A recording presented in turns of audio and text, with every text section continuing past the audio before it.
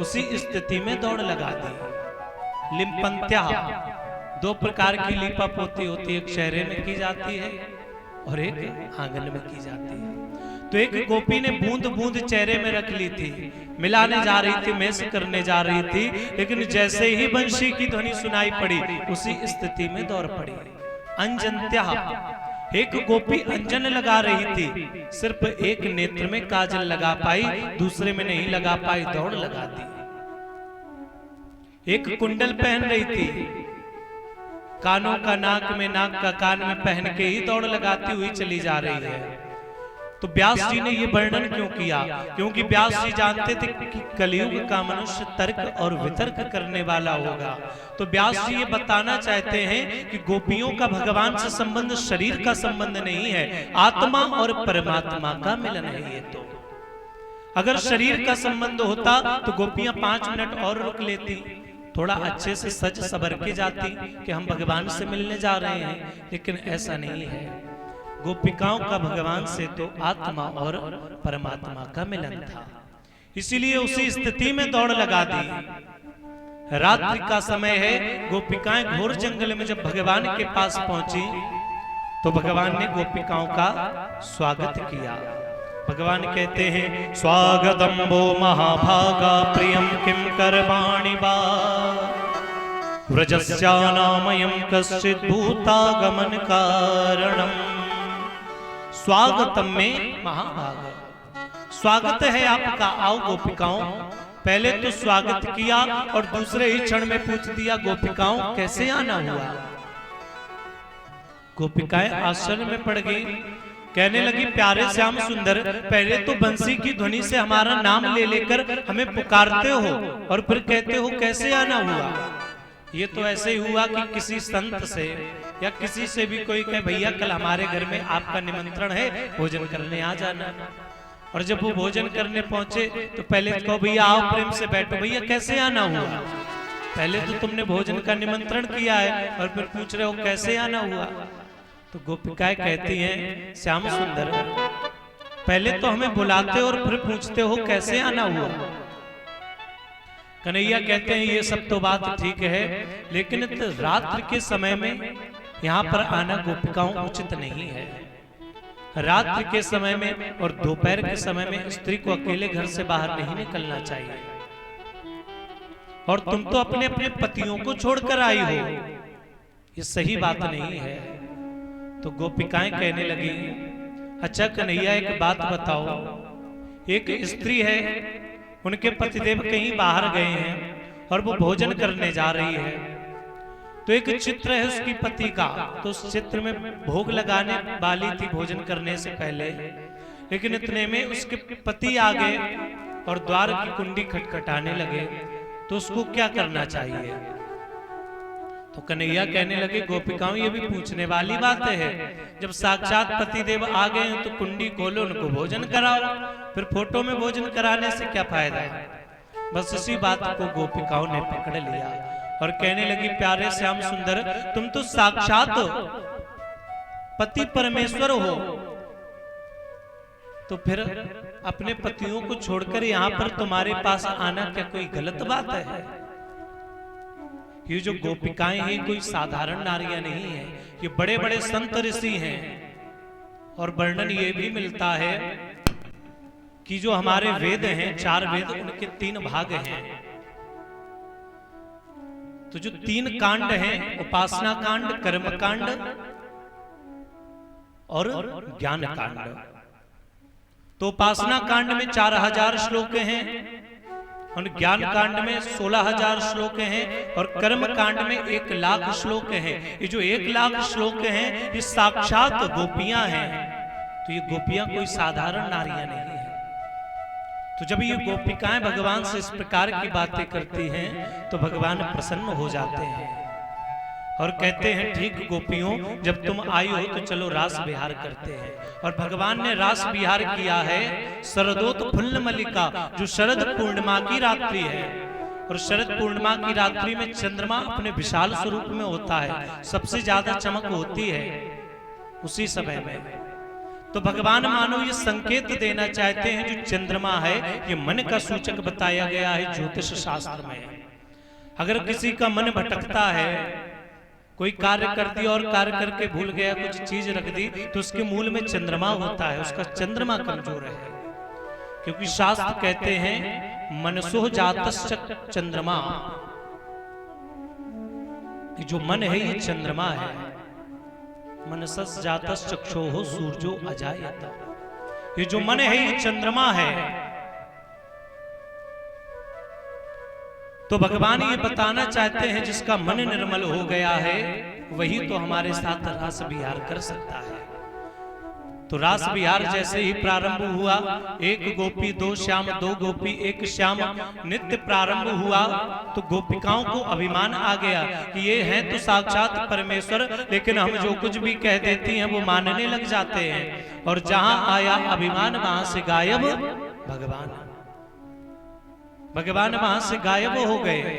और जब भगवान वहां से गायब हो गए, राधा जी को लेकर वहां से अंतर ध्यान हुए। और जब राधा जी ने सोचा कि समस्त गोपियों को छोड़कर भगवान मेरे साथ आ गए, तो राधा जी को भी अभिमान हो गया। तो राधा जी को छोड़कर भगवान वहां से अंतर ध्यान हो गए।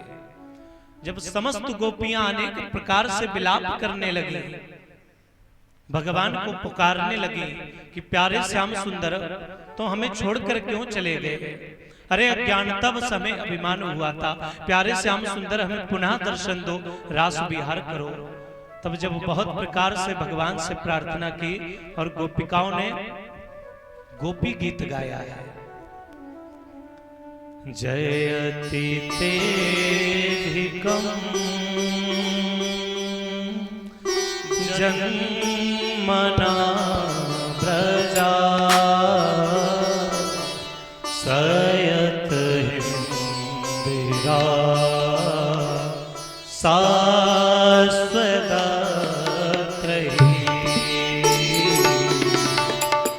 जयति तेधिकम् जन्मना व्रजा सयत इंदिरा शाश्वता। अनेक प्रकार से जब गोपी गीत गाया और विलाप किया तो भगवान प्रसन्न हो गए। और जब भगवान प्रसन्न हुए तो भगवान पुनः प्रकट हुए और गोपियों को साथ में लेकर रास विहार किया। और इस रास विहार में कामदेव भी आया और भगवान को चुनौती दी और कहने लगा कि प्रभु मैं आपसे युद्ध करना चाहता हूं। तो भगवान ने कहा ठीक है कामदेव युद्ध करो, लेकिन हरा नहीं पाओगे मुझे। अगर मुझे तुमने हरा दिया तो मैं तुम्हारा पुत्र बनूंगा। कामदेव कहने लगा प्रभु अगर आपने मुझे हरा दिया तो मैं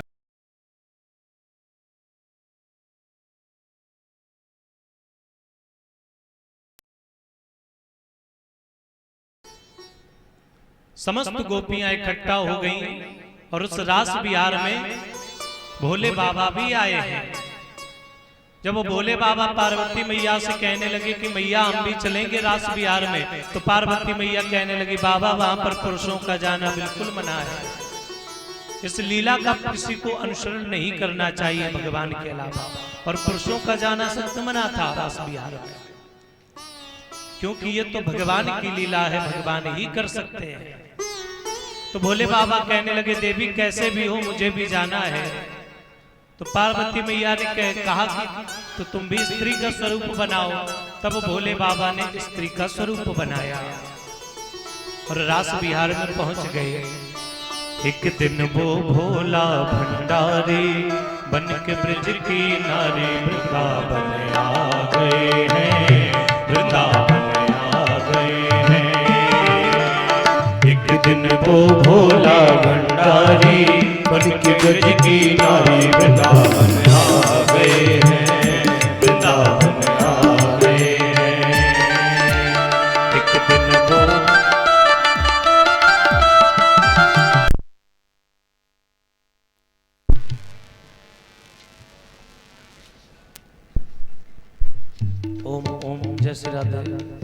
रास बिहार चल रहा था।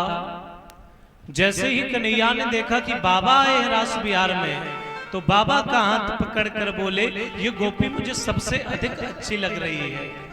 और तब बाबा का हाथ पकड़ा और पुनः से रास बिहार प्रारंभ हुआ। आइए हम लोग भी रास बिहार में शामिल हो और प्रेम भाव से ताली बजाते हुए, और जिसको नृत्य करना है नृत्य भी कर सकता है, क्योंकि ये रास बिहार है, इसमें नृत्य करने का बड़ा ही पुण्य होता है।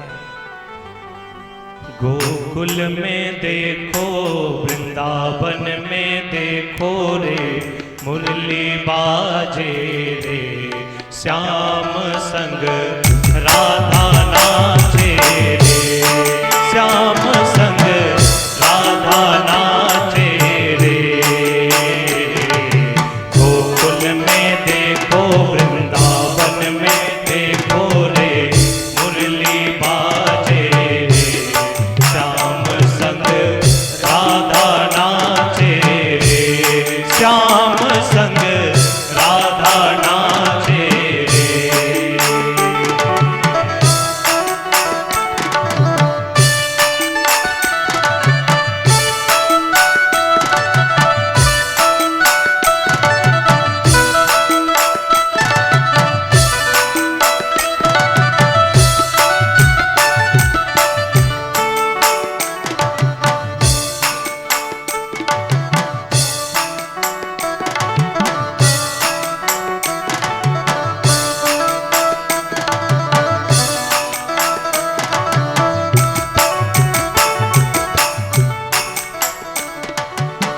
चंद्र किरण सा श्याम सलोना, कोई आंखें कजरारी हो।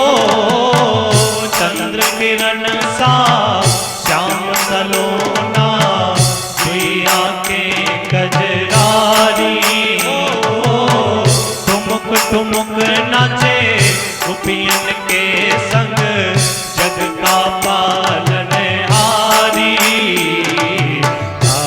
बिहारी संग राधा सुकुमारी संग, ब्रज में विराजो रे, श्याम संग राधा नाचे रे, श्याम संग राधा नाचे रे।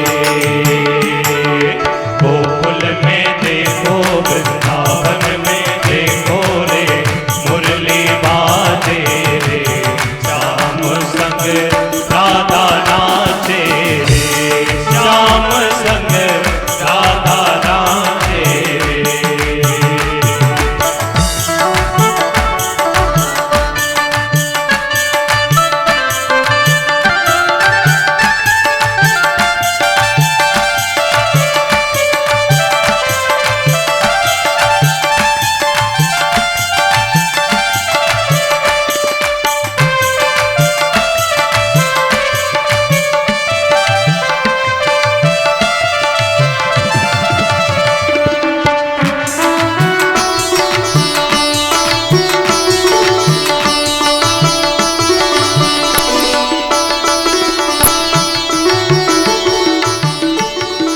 रास रचो है, रास रचो है, यमुना के नीरे तीरे रास रचो है, रास रचो है, रास रचो है, यमुना के नीरे तीरे रास रचो है। सभी लोग प्रेम भाव से ताली तो बजाए रखते हैं।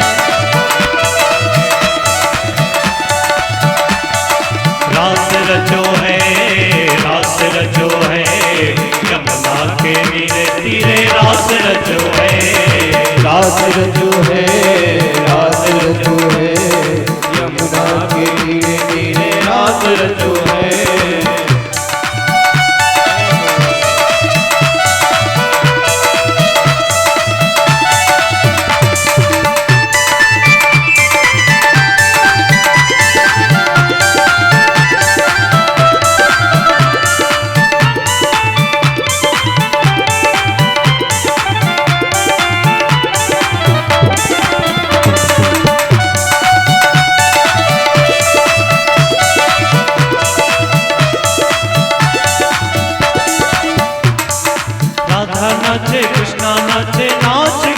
जन, राधा नाचे कृष्णा नाचे नाच गोपी जन।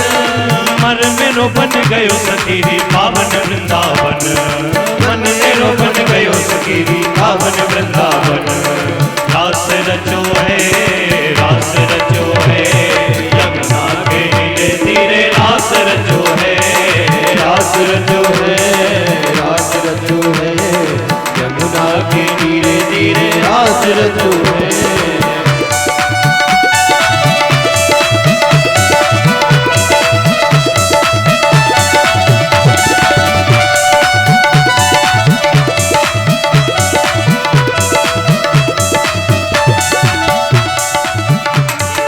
सूरज नाचे चंदा नाचे नाच तारगण, सूरज नाचे चंदा नाचे नाच तारगण। मन मेरो बन गयो सखीरी पावन वृंदावन, मन मेरो बन गयो सखीरी पावन वृंदावन।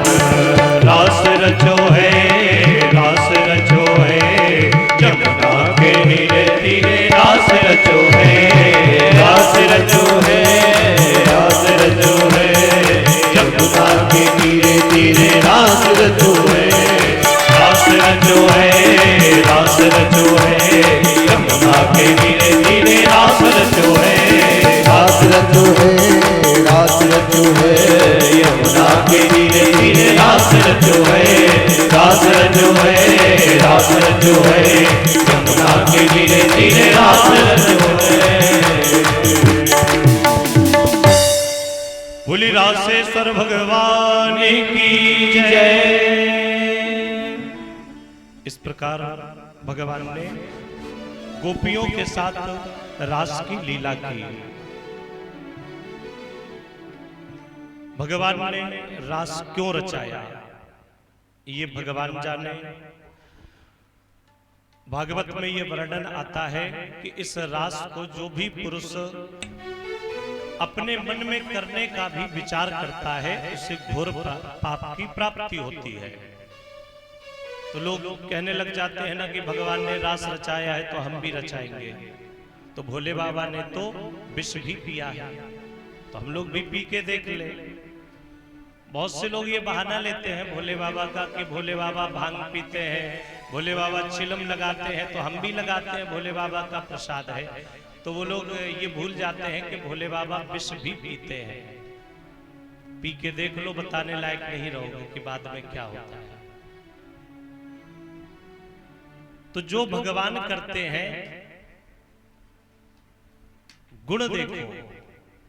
और भगवान ने रास क्यों रचाया, भांग क्यों पीते हैं, वो तो भगवान है, वो कुछ भी करते हैं। कर तुम अकर तुम अन्यथा ना कर तुम, उनके लिए सब कुछ समर्थ है, वो सब कुछ कर सकते हैं। उनके तो संकल्प और विकल्प मात्र से ही ये सृष्टि टिकी हुई है। यहां भगवान रास रचा रहे थे, वहां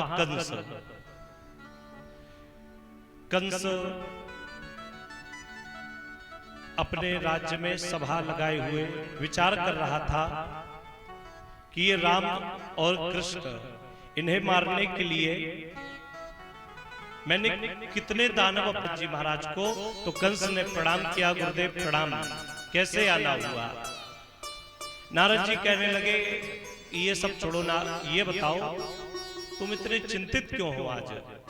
तो कंस कहने लगा, अरे गुरुदेव क्या बताएं, जब से ये राम और कृष्ण का अवतरण हुआ है तब से मेरा जीना ही हराम हो गया है।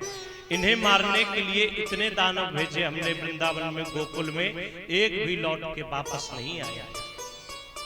ये सुनकर नारद जी सोचने लगे मौका अच्छा है, लोहा गर्म है, यही हथौड़ा मार दिया जाए। तो नारद जी कहने लगे कंस तुम भी बिल्कुल मूर्ख हो। कंस बोला क्यों गुरुदेव, ऐसा क्यों कह रहे हो।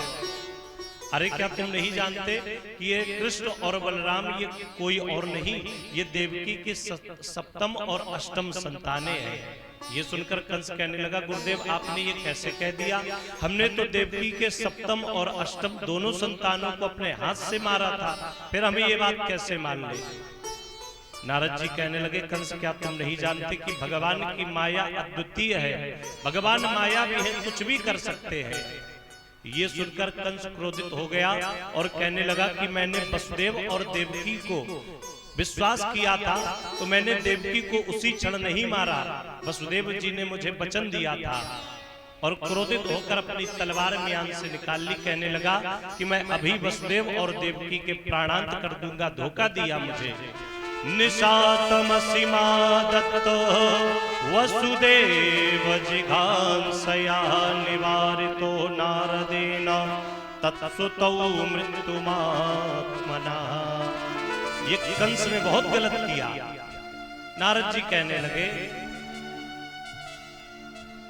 कंस कहने लगा कि ये वसुदेव ने बहुत गलत किया मेरे साथ। नारद जी कहने लगे, कंस ये क्रोध करने का समय नहीं है, जोश का समय नहीं है।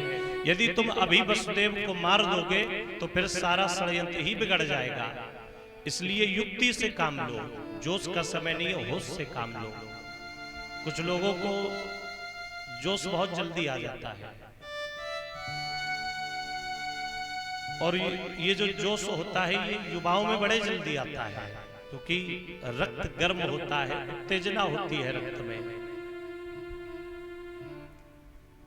एक बार ऐसे ही एक व्यक्ति स्टेशन में ट्रेन पकड़ने के लिए ट्रेन के पीछे पीछे भाग रहा था। ट्रेन ने थोड़ी स्पीड पकड़ ली थी, तो जो अंदर यात्री बैठे हुए थे वो उसे सांत्वना देने लगे, और तेज हाथ देने लगे, और तेज, पहलवान तू आ जाएगा।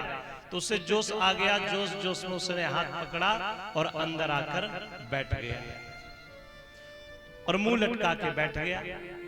तो वो जो अंदर यात्री थे जिन्होंने हाथ दिया था वो कहने लगे, अरे महानुभाव, आप इतनी मेहनत करके जैसे तैसे करके ट्रेन में चढ़ा है, तो मुंह लटका के क्यों बैठे हो? अरे ट्रेन मिल गई, छूटी जा रही थी। तो कहने लगा कि हम थोड़े ना आए थे ट्रेन में बैठने के लिए, तो फिर कैसे बैठ गए? अरे बोले, हम तो छोड़ने आए थे अपने मामा जी को, तो फिर तुम क्यों चढ़ाए? अरे हम सामान लिए उन्हें चढ़ा रहे थे, तुम ही लोग कहने लगे और जोर से, तो वो तो पीछे रह गए, लेकिन हमें जोश आ गया, हम चढ़ाए। तो कुछ लोगों को ऐसे भी जोश आ जाता है, और युवाओं में बहुत ज्यादा होता है जोश, उत्तेजना। कहते हैं कि युवाओं में जोश होता है और वृद्धों में होश होता है। और यदि ये युवाओं का जोश और वृद्धों का होश मिल जाए तो युवा अपने सत्पथ पर अनुगामी हो सकता है, लेकिन ऐसा है नहीं आज के जमाने में। वृद्धों के जीवन में सारे जीवन का अनुभव छिपा होता है। यदि वो अनुभव युवा पीढ़ी अपने जीवन में उतारे तो उस अनुभव के बल से वो जीवन में कभी निराश नहीं हो सकता। लेकिन अगर बड़े लोग समझाते हैं, बड़े बुजुर्ग लोग बच्चों को समझाते हैं कि बेटा ऐसा करो, तो बच्चे कहने लग जाते हैं, अरे बाबा आप बूढ़े हो गए, आप क्या जानो, ये आधुनिक युग है, आप तो हमारे बीच में बोलने लग जाते हो, अब आपको पता नहीं आजकल सब जमाना बदल गया। ऐसा कुछ नहीं है, लेकिन ये जो बच्चे समझाते हैं अपने माता पिता को ये बात, वो ये भूल जाते हैं कि इसी संसार में आपके माता पिता ने, आपके बाबा दादी ने इसी संसार में सारा जीवन बिताया है। ये बाल ऐसे ही सफेद नहीं हुए उनके, इसी संसार में रहते हुए संसार का अनुभव है उनके पास। तो हम सभी युवाओं को ये बात ध्यान में रखनी चाहिए, वृद्धों के जीवन का अनुभव अपने जीवन में उतारना चाहिए। लेकिन हम वृद्धों को हास परिहास का विषय बना लेते हैं। घर में जो बुजुर्ग लोग होते हैं उनसे हास परिहास करने लगते हैं अगर वो कुछ समझाते हैं। कहीं पे कोई बाबा जी बैठे मिल जाएं तो लड़के विचार करते चलो बाबा जी से मजाक कर लिया जाए। ऐसे ही एक बार एक ट्रेन में एक बाबा जी बैठे हुए थे, तो 7 लड़के, नाम ही होता है लड़ झगड़ के, तो वो अपना मस्ती करते हुए, एंजॉय करते हुए आज की भाषा में उस ट्रेन में चढ़ गए, उसी डब्बे में आ गए। देखा बाबा जी बैठे हैं, सफेद सफेद दाढ़ी है, बड़े शांत बैठे थे। वो अपना बैठे बैठे माला झोली अपना भगवान का नाम ले रहे थे। तो एक कहने लगा, देखो बाबा जी बड़े शांत बैठे, इनसे कुछ मजाक किया जाए, ऐसे मजा नहीं आ रहा है, खाली खाली बोर हो रहे हैं हम सभी लोग, तो इनसे कुछ मजाक कर लिया जाए। तो एक बोला, ऐसा करो कि ये चेन देखो लगी, ऐसे चेन को खींच दो, और जब ट्रेन रुक जाएगी, टीटी आएगा, तो हम सब लोग मिलके नहीं बाबा जी का नाम लगा देंगे। वो बाबा जी बेचारे बैठे बैठे सब देख रहे थे कि कितने उद्दंड बालक हैं, हम तो शांति से बैठे हैं फिर भी उद्दंडता कर रहे हैं। लेकिन जो विद्वान होता है, जिसके जीवन में अनुभव होता है, वो व्यर्थ में बोलता नहीं है, वो सिर्फ देखता है कि आप क्या कर रहे हो। और शास्त्र भी कहते हैं कि मूकोस्ति कोवा बधिरस्ति कोवा वक्तुम न युक्तम समय समर्था। मूक कौन है? गूंगा वो होता है जो समय पर ना बोल पाए। बोला देखो ऐसा है कि इधर लिखा है, चेतावनी वार्निंग लिखी है कि यदि पकड़े गए तो 700 रुपए जुर्माना लगेगा, व्यर्थ में चैन खींचते हुए यदि पकड़े गए। तो एक कहने लगा ऐसा करो कि वैसे तो बाबा जी का नाम लगा देंगे, मान लो किसी कारणवश टीटी ना माना तो ये जो 700 रुपए लिखे हैं ना, तो ऐसा करो सब लोग मिलकर 100-100 रुपए इकट्ठे कर लो। तो सबने मिलकर 100-100 रुपए एकत्रित कर लिए और एक लड़के की जेब में डाल दिए। चैन खींच दी, टीटी आया। टीटी बोला किसने चैन खींची? तो सातों लड़कों ने एक स्वर में कह दिया कि जो बाबा जी बैठे इन्होंने ही चैन खींची है। अब बेचारे बाबा जी विचार करने लगे कि एक लड़का कोई कहे तो हम चलो कह दे कि हमने चैन नहीं खींची है तो टीटी मान ले, जब सातों के साथ कह रहे तो टीटी ऐसे मानेगा नहीं। तो उन्होंने भी अपनी युक्ति से काम लिया, अनुभव दिखाया जीवन का। उन्होंने कहा हाँ टीटी, हाँ मैंने चैन खींची है। तो वो कहने लगे क्यों चैन खींची है? बोले साहब क्या बताएं, हम तो आराम से बैठे माला अपना लिए घुमा रहे थे, ये 7 लड़के पिछले वाले स्टेशन से चढ़ाए और हम 700 रुपए लिए थे, इन्होंने हमसे छीन झपट के रुपए ले लिए। और देख लो ये काली शर्ट पहने है जो लड़का, इसकी जेब में वो 700 रुपए रखे हैं। और जब टीटी ने चेक किया तो टीटी ने उल्टा डांटा और दबकारो, पुलिस को बुलाया जीआरपी वालों को और उन्हें पकड़वा दिया। जब उन्हें पकड़वाया तो वो जो 7 लड़के थे उन वृद्ध बाबा जी की तरफ आंखें दिखा रहे थे कि तुम्हें बाद में बताएंगे। तो वो बाबा अपनी दाढ़ी पर हाथ घुमाते हुए, अपने सर पर हाथ फेरते हुए, इशारा करते हुए बोले कि बेटा ये बाल धूप में सफेद नहीं, उन सफेद बालों में जीवन का अनुभव छिपा है। ये होता है वृद्धों के जीवन का अनुभव, लेकिन हम उन्हें मजाक में ले लेते हैं। ऐसे ही एक बार एक लड़के की शादी होनी थी, तो लड़की बड़ी सुंदर थी। लड़की पक्ष ने एक शर्त रख दी कि बारात में कोई वृद्ध नहीं आएगा, और यदि कोई वृद्ध आया तो ये शादी नहीं होगी। अब घर पे जाके सभी वृद्धों को जो युवा लोग थे समझाया कि बाबा जी, नाना जी, दादाजी कैसे भी हाथ जोड़े सबके सामने कि आप लोग बारात में ना जाओ, जैसे तैसे ये शादी हो जाए, फिर चलना बाद में सब लोग। तो सब तो मान गए, लेकिन जो लड़के का नाना था वो बोला ना ना हम तो नहीं मानेंगे। अरे हमारा एक ही नाती, उसकी भी बारात ना देख पाए तो क्या पल रहा। जब वो नाना जी नहीं माने तो एक बोला चलो ऐसा करो कि स्विफ्ट डिजायर गाड़ी ले लो, उसकी डिग्गी में छेद करा लो, नाना जी को डाल देना, वहीं डिग्गी में बैठे बैठे सब देखते रहेंगे। नाना जी इसमें मान गए, ठीक है भैया, हम बस हम दूर से ही देख लेंगे, हम प्रसन्न हो जाएंगे। तो जैसे तैसे उन्हें डिग्गी में डाला गया, बारात पहुंची दरवाजे पर और गाड़ी खड़ी कर दी गई। नाना जी अपना बैठ के दूर से देखते रहे। जब घर पर पहुंचे सब बाराती, तो घर पर जो लड़की का पिता था उसने एक और शर्त रख दी कि विवाह एक ही शर्त पे होगा कि इस नगर में जो नदी बह रही है उस नदी में जल के स्थान पर दुग्ध बहा दिया जाए। अब सब जो लड़के थे सब आपस में मंत्रणा करने लगे, विचार करने लगे कि ये कैसी पहेली है, ऐसा तो कभी हो ही नहीं सकता। कोई कहे यमुना जी में दुग्ध बहा दे तो क्या संभव है? नहीं। तो सब बोले भैया चलो घर को, शादी नहीं होगी। तो सब लौटने लगे। तो एक बोला भैया जब बारात लौट ही रही है, शादी हो ही नहीं रही, तो बेचारे नाना की काहे जान लिए हो? नाना की जान काहे ले हो? नाना को बाहर निकाल लो। तो नाना को डिग्गी से बाहर निकाला गया। नाना बोले क्या बात है, क्या हुआ, मुंह क्यों लटकाए हो? बोले नाना जी क्या बताएं, अब शादी आदि नहीं होगी, घर को चलो। क्यों? बोले उन्होंने शर्त रख दी है कि इस नगर में जो नदी बह रही है उसमें दुग्ध बहा दिया जाए, ऐसा कहीं संभव है? नाना बोले अरे मूर्खों, कहीं छोटी छोटी बातों पर ऐसे बारात लौटा करती हैं। एक बोला नाना जी कैसी बातें कर रहे हो, सठिया गए हो का? अरे ये छोटी बात है, इतना दुग्ध कहाँ से लाएंगे? नाना जी बोले जाओ तुम उनसे जाकर कहो कि हमारी तरफ से दुग्ध की व्यवस्था पूरी है, तुम पहले जल खाली करवाओ नदी का, तो वो पहुंचे, बोले कि हमारी तरफ से दुग्ध की व्यवस्था पूरी है, पूरा दुग्ध रख लिया गया है कैन में भर भर के, तुम पहले जल खाली करवाओ। जब ये बात जनाती पक्ष ने सुनी तो जो उनमें से सबसे वृद्ध था वो बोला, ये बताओ बूढ़ा कहाँ है? जरूर तुम्हारे साथ कोई बूढ़ा आया है, तुम सब इस पहेली का हल ढूंढ नहीं पाते। तो ये वृद्धों के जीवन का अनुभव होता है, लेकिन हम इस अनुभव को ना लेते हुए अपने रंग में बहते जा रहे हैं। आज दुनिया के जो युवा है, कहते हैं कि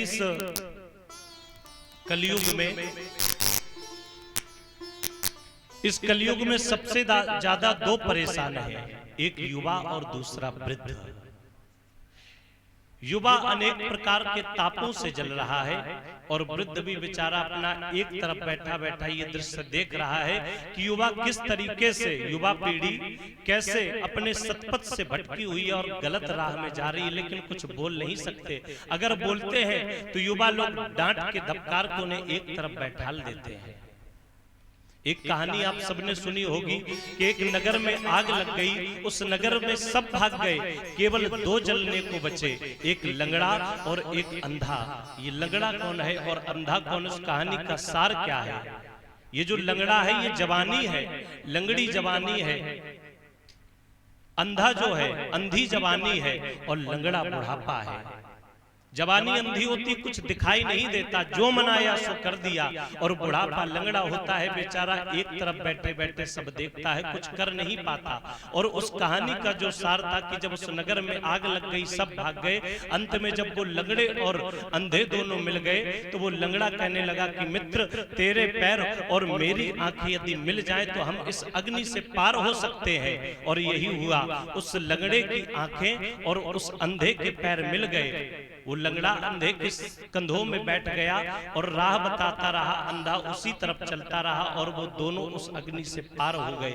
इस कहानी का सार ये है कि आज भी ऐसा ही है, लंगड़ा है बुढ़ापा और अंधी है जवानी, और यदि ये दोनों मिल जाएं तो इस भवसागर से, इस संसार से दोनों पार हो सकते हैं, लेकिन दोनों मिलते नहीं हैं।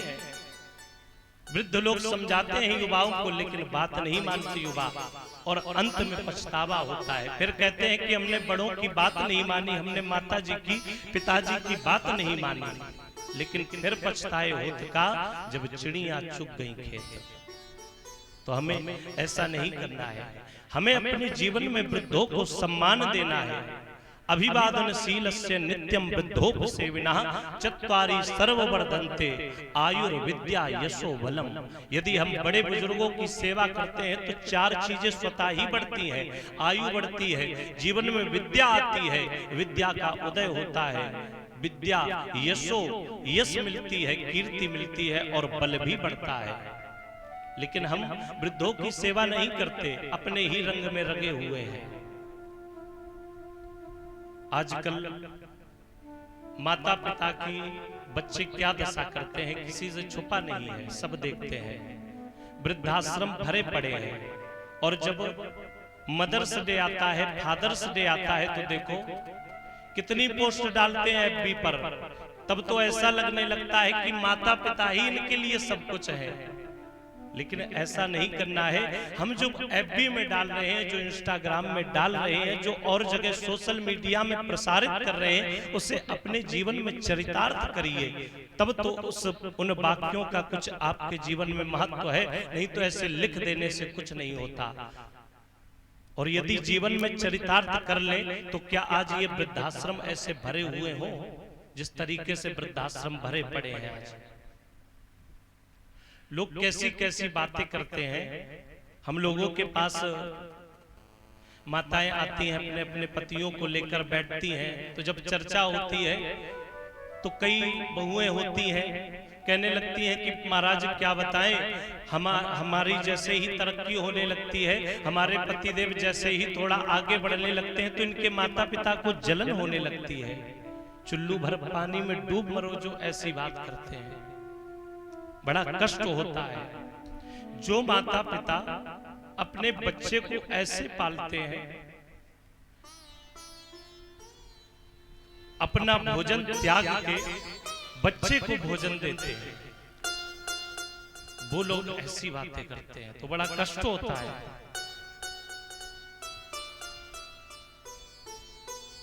ये चीज पुरुषों को सोचनी चाहिए। चलो लड़की है, दूसरे घर से आई है, उसने कह दिया अगर ऐसा, तो बच्चों को डांट लगानी चाहिए लड़कों को।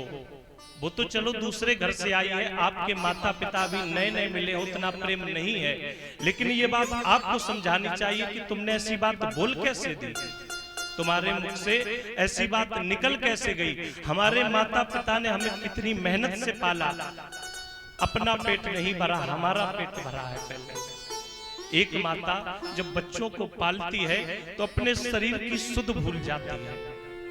सब लोग देखते हैं, सुबह जब उठती है तो सबसे पहले अपने बच्चे को स्नान कराती है, बाद में स्वयं स्नान करती है। पूरी कोशिश करती है कि मेरे लाला को कोई कष्ट ना हो, कोई रोग ना हो जावे। नहलाती है, प्रेम से मालिश करती है, लोरी गा के बच्चों को सुलाती है, उसके बाद सोती है और उसके साथ साथ घर का पूरा काम भी करती है, घर की भी जिम्मेदारी होती है। और बच्चे जब ऐसी बात कर दें तो ऐसे लोगों को चिल्लू भर पानी में डूब मरना चाहिए। वो पूत नहीं, वो कपूत है। सबसे पहले भगवान होते हैं माता पिता। आप कितनी भी पूजा कर ले, यदि घर के भगवान हमारे दुखी हैं तो कोई भी आपको पुण्य प्राप्त नहीं होगा। पहले अपने घर के भगवान को प्रसन्न करिए, उसके बाद आप ये भगवान को मनाइए, फिर भगवान आपसे बहुत जल्दी मान जाएंगे। बाहर आप लंगर चला रहे हैं, आप ऑडी गाड़ी से घूमे चाहे फॉर्च्यूनर से घूमे, और यदि घर पर माता पिता दुखी हैं तो आप सबसे बड़े भिखारी हैं। आपके पास कितनी भी संपत्ति है और यदि माता पिता दुखी हैं तो वो संपत्ति किसी काम की नहीं, व्यर्थ की है, वो राख है आपकी संपत्ति। तो अपने माता पिता को कभी दुखी मत होने देना। एक बहू जब उसका विवाह होके आता है तो वो अपने मायके में अपने भाई के पास फोन करती है, समझाती है कि भैया हमारा तो विवाह होकर हम इस घर में आ गई, लेकिन तुम माता पिता का ध्यान रखना, माता जी का। भाभी बड़ा दुर्व्यवहार करती हैं मम्मी पापा के साथ, तो आप ध्यान रखना। ये समझाती हैं आप। क्या आप अपने पति को ये शिक्षा नहीं दे सकती जो शिक्षा आप अपने भाई को दे रही हैं? आपका ये परम कर्तव्य है कि एक लोग कहते हैं कि दहेज में हमने अपनी पुत्री दे दी, लेकिन ऐसा नहीं है। धन्य है वो माता पिता जो अपने पुत्र को दे देते हैं, एक पुत्री को, दूसरी की पुत्री को। एक बार भी नहीं सोचते कि क्या होगा विवाह के बाद, सौंप देते हैं, ले जाओ। तभी ये उन माताओं का, उन स्त्रियों का कर्तव्य होता है कि जिन माता पिता ने अपने कलेजे के टुकड़े को, अपने लाल को हमारे साथ विवाहित कर दिया, तो हमारा भी इनके प्रति कुछ कर्तव्य बनता है ना। स्त्री यदि चाहे तो घर को मंदिर बना सकती है, और स्त्री यदि चाहे तो घर को शमशान बना सकती है। स्त्री के हाथ में होती है कमान। और हमारे सनातन धर्म में तो स्त्री को सबसे ज्यादा बड़ा दर्जा मिला है, और किसी धर्म में स्त्री को इतना बड़ा दर्जा नहीं मिला। आप कोई भी धर्म उठा के देख लो, स्त्री को देवी नहीं बताया गया है। इस्लामिक धर्म में कहीं स्त्री का वर्णन ही नहीं है, सब मोहम्मद साहब है। किसी धर्म की आलोचना नहीं कर रहे, एक अपने धर्म की विशेषता बता रहे हैं। ऐसे ही क्रिश्चियन धर्म में जो है सो यीशु है, उनके अलावा कोई नहीं है। लेकिन ये हमारा सनातन धर्म है जिसमें पहले माँ की पूजा होती है, अम्बे माँ की पूजा होती है। शक्ति से ही सबका प्रादुर्भाव हुआ है, तो ऐसे ही उसी शक्ति का स्वरूप मानते हुए माताओं को उसी शक्ति का स्वरूप मानते हुए अपने जीवन को आगे बढ़ाना चाहिए। सती अनुसुईया के जीवन चरित्र को अपने जीवन में उतारना चाहिए, मदालसा के जीवन चरित्र को अपने जीवन में उतारना चाहिए, जीजाबाई के जीवन चरित्र को अपने जीवन में उतारना चाहिए। और यदि इन सभी माताओं के जीवन चरित्र को माताएं अपने जीवन में उतार लेंगी तो निश्चय ही उनका घर मंदिर बन जाएगा। तो यहां से ये संकल्प लेके जाना है कि ऐसी बात कभी भी किसी बहू को अपने सास और ससुर के प्रति नहीं करनी है कि हमारे सास ससुर चिढ़ जाते हैं कि जैसे ही हमारी थोड़ी उन्नति होती है। ऐसा कदापि नहीं है। जो माता पिता इतने लाड़ प्यार से अपने पुत्र को पालते हैं, वो कभी अपने पुत्र की उन्नति से चिढ़ सकते हैं? कदापि नहीं चिढ़ सकते। तो माता और पिता के कलेजे को कभी दुख नहीं देना। बड़ा सुंदर भजन है। हर बात को तुम भूलो भले, माँ बाप को मत भूलना। हर बात को भूलो भले, माँ बाप को मत भूलना। उपकार उनके लाखों हैं, इस बात को मत भूलना। उपकार उनके लाखों हैं, इस बात को मत भूलना।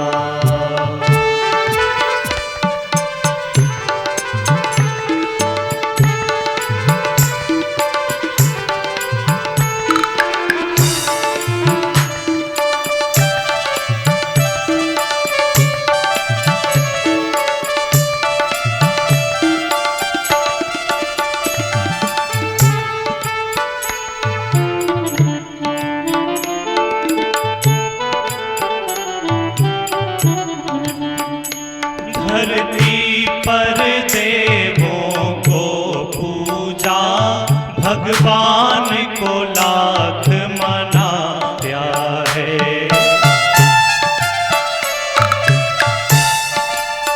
जब एक पुत्र का एक पुत्री का जन्म होता है तो माता पिता अपने बच्चे को ले जाकर कुल देवी में ले जाकर, कुल देवता पर ले जाकर पूजा करते हैं, अर्चना करते कि हे प्रभु मेरे संतान की जीवन पर्यंत रक्षा करना। लेकिन हम लोग कितना जहर रख लेते हैं अपने हृदय में। धरती पर देवों को पूजा, भगवान को लाख मनाया है। धरती पर देवों को पूजा, भगवान को लाख मनाया है। तब तेरी सूरत पाई, संसार में तुझको बुलाया है। तब तेरी सूरत में पाई, संसार को लाख मनाया। इन पावन लोगों के दिल पर पत्थर बन के मत तोड़ना। पावन लोगों के दिल को पत्थर बन कर मत तोड़ना। उपकार इनके लाखों हैं, इस बात को मत भूलना।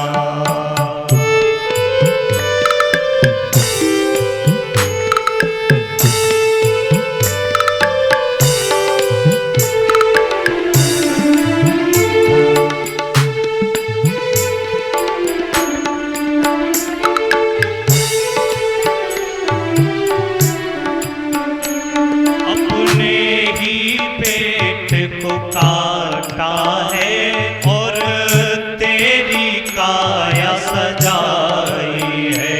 अपने ही पेट को काटा है और तेरी काया सजाई है। बिल्कुल सत्य बात कही है किसी व्यक्ति ने। माता पिता अपने पेट को काटकर अपने पुत्र की काया सजाते हैं। आज आप देख लो, जो सुख एक पिता को प्राप्त नहीं होगा वो कोशिश करता है कि मेरे पुत्र को वो सारे सुख प्राप्त हो जाए। पिता छोटा सा फोन रखता है, लेकिन हर पुत्र के पास आज बड़ा फोन है ना। पूरे दिन घोर मेहनत करके एक पिता कोशिश करता है कि मेरे पुत्र को वो सारी चीजें प्राप्त हो जाएं जो मुझे मेरे जीवन में प्राप्त नहीं हुई। लेकिन फिर हम ये सब एहसान भूलकर हम क्यों ऐसी बातें करने लगते हैं। अपने ही पेट को काटा है और तेरी काया सजाई है। अपने ही पेट को काटा है और तेरी काया सजाई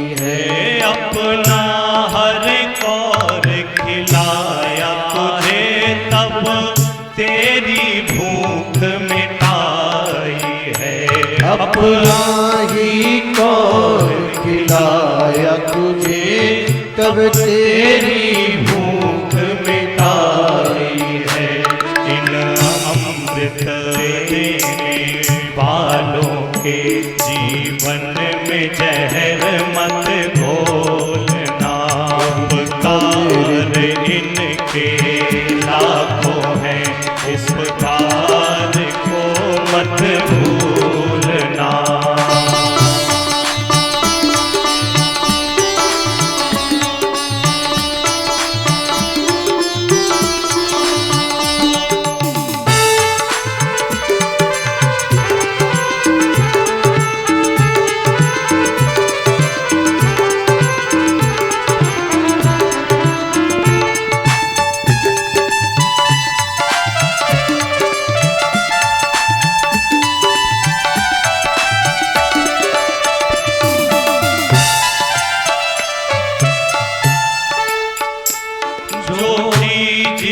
तुमने मांगी है वो सब कुछ तुमने पाया है। जो चीज भी तुमने पाई है वो सब कुछ तुमने पाया है। हर जिद को लगाया सीने से, बड़ा तुमसे स्नेह लगाया है। प्यार लुटाने वालों का तुम प्रेम कभी मत भूलना। उपकार इनके लाखों हैं, इस बात को मत भूलना। उपकार इनके लाखों हैं, इस बात को मत भूलना।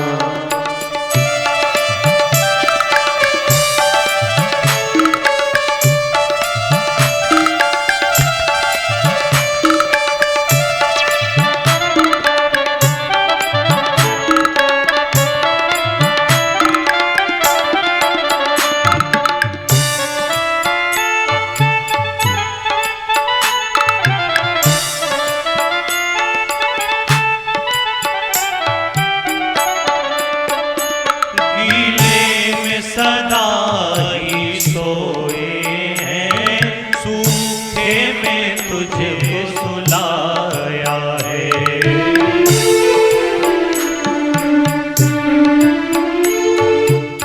माता, जब पुत्र छोटा होता है, संतानें छोटी होती हैं, तो शरीर का भान तो होता नहीं है, मल का त्याग करते हैं वहीं बिस्तर पे। लेकिन एक माता जब बिस्तर गीला हो जाता है तो अपने पुत्र को, पुत्री को सूखे में सिला देती है और उस गीले स्थान पर स्वयं सो जाती है। तो वही बात कही गई है कि कितना त्याग एक माता करती है, चाहे सर्दियों के दिन हो चाहे गर्मियों के दिन हो, लेकिन पुत्र सब भूल जाते हैं। गीले में सदा ही सोए हैं, सूखे में तुझे सुलाया है।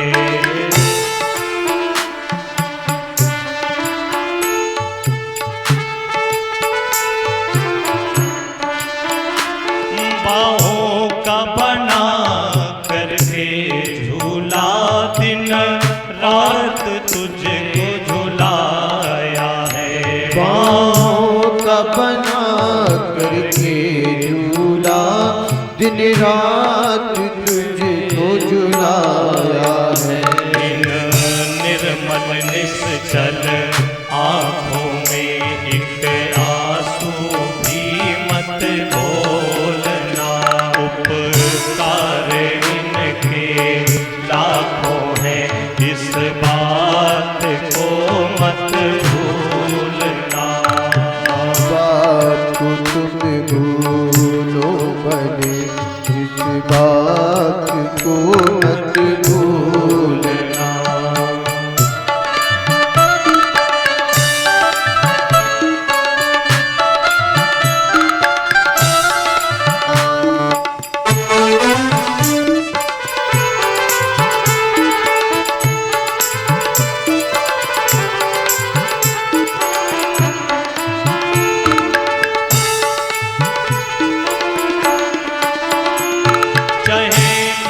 कमाई, धन दौलत ये बंगला कोठी बनाई है। चाहे लाख कमाई, धन दौलत ये बंगला कोठी बनाई है। माँ बाप ही ना खुश है तेरे, बेकार में तेरी कमाई है। माँ बाप ही ना खुश है तेरे, बेकार ये तेरी कमाई है। यह लाख नहीं यह खाक है, इसको कभी मत भूलना। उपकार इनके लाखों हैं, इस बात को मत भूलना।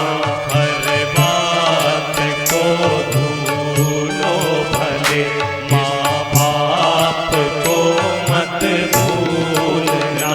हर बात को भूलो भले, माँ बाप को मत भूल। आप जीवन में कुछ भी भूल जाएं, लेकिन अपने जीवन में माँ बाप के एहसानों को कभी भूलना मत। यदि जीवन में सबसे ज्यादा कोई प्रसन्न होता है तरक्की देखकर, तो वो है माता पिता और गुरु। ये तीन ऐसे हैं कि यदि शिष्य कोई प्रगति करता है, तरक्की करता है, तो गुरु को सबसे ज्यादा प्रसन्नता होती है, क्योंकि वो जानता है कि जब मेरा शिष्य नाम करेगा, कोई ऊंचे पद पर जाएगा, तो जब उससे पूछा जाएगा कि किससे सीखा है ये सब, तो नाम तो मेरा ही होगा ना। ऐसे ही माता पिता जानते हैं कि मेरा पुत्र जब आगे चलकर ऊंचे पद पर बैठेगा, ऊंची प्रतिष्ठा पाएगा, तो ये तो पूछेंगे ना, लोग जानेंगे कि इसके मूल में तो यदि कोई छिपा है तो इनके माता पिता है ना। लोग कहते हैं ना, जब कोई अच्छा निकल जाता है कि इनके माता पिता के बड़े अच्छे संस्कार होंगे, तभी आज ये इतने अच्छे स्थान पर बैठे हैं। और लोग कहते हैं देखो फलाने का बेटा कितना अच्छा है, यही बोलते हैं। तो वो माता पिता अपने पुत्र से कैसे नफरत कर सकते हैं तरक्की देखकर, जब वो जानते हैं कि इसके पीछे नाम तो मेरा ही जुड़ेगा। लेकिन फिर भी लोग भूल जाते हैं और ऐसी बातें करते हैं। तो आज यहाँ से एक ये विनती है आप सबसे कि ये बात आप पकड़ कर ले जाइए यहाँ से, कि अपने माता पिता को कभी दुखी मत होने देना। यदि आपके घर पे माता पिता प्रसन्न है, तो आप जीवन में उस पद पर पहुंचेंगे, उस उन्नति पर पहुंचेंगे जिसका आपने सपना देखा है। लेकिन यदि आपने अपने माता पिता का दिल तोड़ दिया, और यदि माता और पिता के हृदय से यदि ऐसी कोई बात निकल गई, अंदर से कोई बात निकल गई, तो माता पिता भगवान का स्वरूप होते हैं। और भगवान की बात कभी निष्फल जाने वाली नहीं होती, कभी उस बात का कोई काट्य नहीं होता। ऐसे ही माता पिता भगवान का स्वरूप होते हैं, उनकी बात सत्य हो जाती है। और यदि कोई दुखी हृदय से कोई बात कह दे और वो अपने आप में सच्चा है, वो आपके प्रति सारे कर्तव्य निभा रहा है, और उसके हृदय को यदि आपने दुखा दिया और उसके हृदय से कोई बात निकल गई, तो वो पक्की बात है आपको लग जानी है। एक सच्ची घटना हमने पढ़ी थी न्यूज़पेपर में या न्यूज में देखा था। गाजियाबाद में एक परिवार था, दोनों पति पत्नी टीचर थे। तो उनका 2 पुत्र हुए, उनके बड़ी मेहनत करके जैसे तैसे उन्होंने पढ़ाया। पहले समय की बात है, टीचरों को उतनी तनख्वाह नहीं मिलती थी पहले समय में, तो पढ़ाया और पढ़ा लिखा कर वो दोनों विदेश चले गए। विदेश जाकर रुपए पैसे कमाने लगे। जब धीरे धीरे उन टीचरों, वो दोनों टीचर रिटायर हो गए, जब वृद्ध हो गए, तो अब आज के जमाने में तो काफी पेंशन मिलने लगी। तो जब उन्हें अच्छी खासी पेंशन मिलने लगी और उनकी वृद्धावस्था आ गई, तो उन्होंने फोन किया कि बेटा अब आप आ जाओ और हमें सेवा की जरूरत है, हमें किसी की जरूरत है, तो आप आ जाओ। अब धन की कोई कमी नहीं है, तुम लोगों ने भी विदेश में रहकर इतना धन कमा लिया है, अब यहीं आकर कोई काम कर लेना। तो 2 पुत्र थे, दोनों ने बहाना बना दिया कि पिताजी अब बच्चे छोटे छोटे यहाँ पर शिक्षा प्राप्त कर रहे हैं, वहां आकर हमारे देश में उतनी अच्छी शिक्षा नहीं, और क्या काम करेंगे, यहाँ बना बनाया बिजनेस है, सब बिगड़ जाएगा। अनेक प्रकार से बात बना के बात को टाल दी। माता पिता सोचने लगे कि कैसे हमने अपने दोनों पुत्रों को विदेश भेजा, मेहनत करके अपना पेट ना भरकर इनकी शिक्षा करवाई, लेकिन आज जब हमारा समय आया सेवा करने का तो देखो हमें ठुकरा दिया। और एक दिन उन माता जी को फालिस मार गई। एक तरफ का सारा शरीर काम करना बंद कर गया। तो पिताजी बचे उन पुत्रों के, पत्नी के पति बचे, तो वो पति दिन रात सेवा करने लगे। फिर एक दिन फोन करके सारी बात बताई कि आपकी माता जी को फालिस मार गई है बेटा, माता जी की इच्छा है कि एक बार अंतिम बार देख जाओ। तो कहने लगे अरे पिताजी हम डॉक्टर की व्यवस्था कर देंगे, रुपए पैसे की व्यवस्था कर देंगे, लेकिन हम आ नहीं पाएंगे, इधर पर सब बना बनाया बिगड़ जाएगा। तो पिताजी कहने लगे बेटा धन की तो कोई कमी नहीं है, धन तो सब कुछ है, और ये वास्तविकता होती है। आजकल धन की उतनी कमी नहीं है, सबके पास ठीक ठाक है, सब एकत्रित कर लेते हैं कि बुढ़ापे में काम आएगा, सब ये बात जानते हैं। जैसा युग बदल रहा है कि बच्चे साथ नहीं देंगे, लेकिन कमी धन कितना ही आ जावे, लेकिन जो कमी पुत्र की होती है वो धन से पूरी नहीं हो सकती। एक वृद्ध माता पिता यदि अपने अंतिम समय में अपने पुत्र का दर्शन कर ले, अपने नाती और नतनियों को गोद में बैठा के खिला ले, तो सबसे ज्यादा सुख प्राप्त होता है उन्हें। कितनी भी बीमारी लगी हो और यदि नाती गोद में आकर बैठ गया, दादा दादा दादी दादी करने लगा, तो सारी बीमारी दूर हो जाती है, वृद्धों की प्रसन्न हो जाते हैं। तो वही बात वो कहते हैं कि बेटा धन की कोई कमी नहीं, बस आप आ जाओ। लेकिन वो नहीं आए। और एक दिन सुबह का समय हुआ, वो पति देवता उनकी पत्नी जिनको फालिस मार गई थी, सुबह सुबह उठ के सेवा करते थे, उनका यही काम था। तो जब 8-9 बज गए और जब पति देवता नहीं उठे, तो उनके मन में आशंका हुई कि कुछ ना कुछ तो बात है, आज पति देवता उठे नहीं है। 10-11 बज गए, लेकिन वो पत्नी को भी, उन माता जी को भी फालिस मार गई थी, तो वो बेचारी उठ के देख ना पाई कि क्या हुआ है।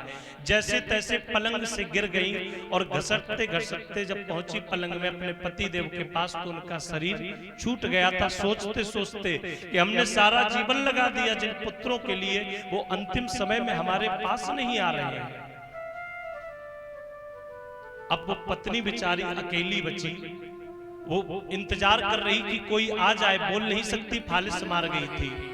तो इंतजार करते करते जब दूध वाला आया, जब उसने गेट खटखटाया, जब गेट नहीं खुला, तो वो समझ गया कि कुछ गड़बड़ है। जब पड़ोसियों को एकत्रित किया और गेट खोला गया, तो जब तक माता जी ने भी प्राण त्याग दिए थे, दोनों मृत थे।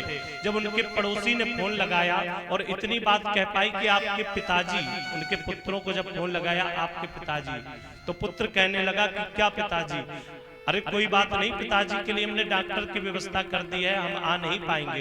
तो वो पड़ोसी कहने लगा धिक्कार है तुम्हारे जैसे पुत्रों पर, आपके माताजी और पिताजी ने प्राण त्याग दिए, अंतिम समय में तुम लोग देखने भी ना आ सके। तो वो कहने लगे हम अब आते हैं, आने का इंतजाम करते हैं। तो उस पड़ोसी ने कहा कि अब आने से क्या फायदा, जब अंतिम समय जब तुम्हारे दर्शन करना चाहते थे तब तुम आ नहीं पाए, अब आके तुम क्या कर लोगे। जब पुत्र पुत्रियां बाहर होते, माता पिता फोन करते हैं कि बेटा अब अंतिम समय है, कुछ ही दिन के मेहमान हैं, तो लोग कहने लग जाते हैं कि पिताजी हम आके क्या करेंगे, वो तो डॉक्टर का काम है, ये कह देते हैं पुत्र पुत्रियां। लेकिन ये नहीं जानते कि आपका एक दर्शन इनके लिए अमृत के समान है, क्योंकि प्रेम होता है। सबसे ज्यादा प्रेम माता यदि किसी से करती है तो पुत्र से करती है, निस्वार्थ प्रेम होता है। बेटा कितना भी बड़ा क्यों ना हो जावे, माता फोन करती है, डॉक्टर बन जाए चाहे इंजीनियर बन जाए, कहती है बेटा सर्दी के दिन आ गए हैं, जरा कपड़े ढंग से पहनना, कहीं तुमको सर्दी ना लग जाए। ये बात कहती है माताएं, और पुत्र भूल जाते हैं सब कुछ, ऐसा काम करते हैं। और ये जो कहानी है बिल्कुल सत्य है, कोई कल्पना नहीं है, आज की ही कहानी हमने देखी थी न्यूज में, सो आप लोगों को सुना दी। तो हम लोगों को, युवाओं को ऐसा नहीं करना है। यदि आपके माता पिता ने इतनी मेहनत करके अपने कर्तव्यों का निर्वहन करके अपना आधा पेट रख के आपके पूरे पेट को भरा है, जो वस्त्र माता पिता ने नहीं पहने, लेकिन आप कोचिंग जाते हैं, आप स्कूल जाते हैं, तो कोशिश करते हैं कि आपकी नाक कहीं नीची ना हो जाए।